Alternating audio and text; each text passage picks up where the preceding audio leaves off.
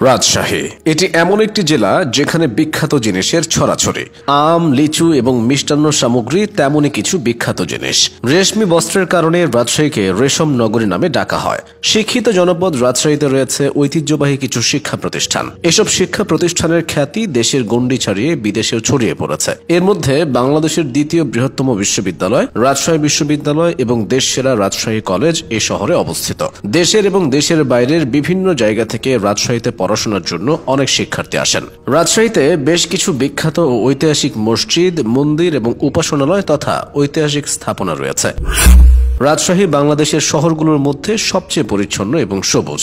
ইতিহাস আর ঐতিহ্যের জন্য রাজশাহীর রয়েছে বিশেষ খ্যাতি। রাজশাহী ছিল প্রাচীন বাংলার পুন্ড্র সাম্রাজ্যের অংশ। বিখ্যাত সেন বংশের রাজা বিজয় সেনের সময়ের রাজধানী বর্তমান রাজশাহী শহর থেকে মাত্র 9 কিলোমিটার দূরে অবস্থিত ছিল।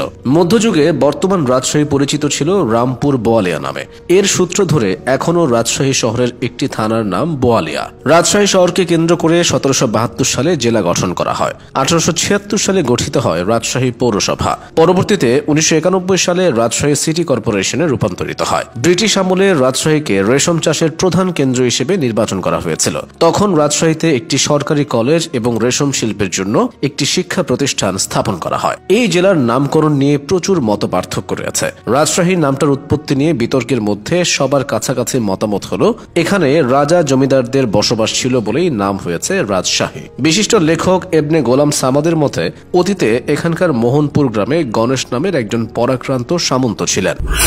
এই সামন্ত একসময় গৌড়ের ক্ষমতা দখল করে হন রাজা গণেশ। তার নাম অনুসারে হয়েছে রাজশাহী, কারণ গণেশ সাধারণত রাজা নামে পরিচিত ছিলেন। ক্ষমতা লাভের পর তিনি হন শাহী বা রাজকীয়। মুর্শিদ কুলি খানের সময় পদ্মা নদীর উত্তর ও দক্ষিণ পারের মুর্শিদাবাদ এক বিশাল অংশের জমিদারি নিয়ে গড়ে ওঠা পরগনার নাম রাজশাহী। 1784 সালে যার আয়তন ছিল 13,000 বর্গমাইল। ধীরে ধীরে কমতে কমতে 1983 সালে এসে দাঁড়িয়েছে 850 বর্গমাইলে। 13 শতকের শেষের দিকে দরবেশ শাহ মখদুম রূপস রাজশাহী অঞ্চলে ইসলামের সুমহান বাণী প্রচার করেছিলেন। শাহ মখদুম রূপস সারা পৃথিবীতে বিখ্যাত।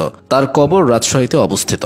দেশ বিদেশ থেকে শাহ মখদুমের হাজার হাজার ভক্ত অনুসারীরা তার মাজার জিয়ারতের উদ্দেশ্যে আসেন।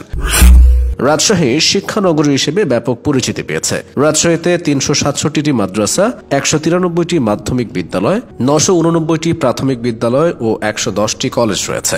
দেশের একমাত্র পুলিশ একাডেমি এবং পোস্টাল একাডেমি এই জেলাতে অবস্থিত। রাজধানী ঢাকা যখন বিশ্বের সবচেয়ে দূষিত নগরী হিসেবে চিহ্নিত হয়েছে, তখন রাজশাহী শহর মর্যাদা পেয়েছে এশিয়ার সবচেয়ে পরিচ্ছন্ন শহর হিসেবে। এই মর্যাদা রাজশাহী এমনিতেই পায়নি। সবুজ নগরায়নে অনন্য দৃষ্টান্ত স্থাপন করেছে রাজশাহী। রাস্তার মাঝখান দিয়ে লাগানো সারি সারি সবুজ গাছ, যা দেখলে মনে হবে যেন সবুজ শীতল কোনো গ্রামের মেঠো পথ। দৃষ্টিনন্দন এই শহরটির রাস্তার ল্যাম্পপোস্টে লাগানো বিভিন্ন ধরনের লাইট। রাতের বেলা এই লাইটিং এর আলো আধারের খেলায় বিমোহিত হন যে কেউ। একবার রাজশাহীর মায়ায় পড়লে এ থেকে বের হওয়া অসম্ভব।